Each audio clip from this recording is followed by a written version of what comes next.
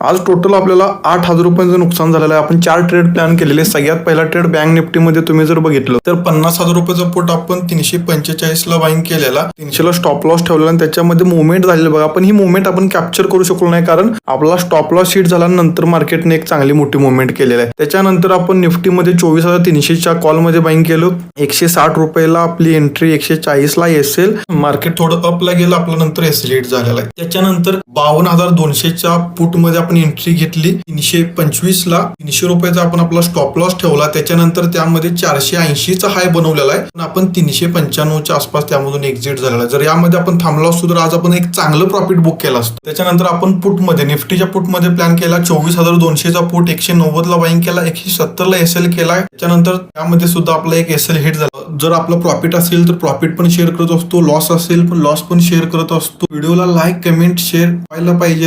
चॅनलला जर अजून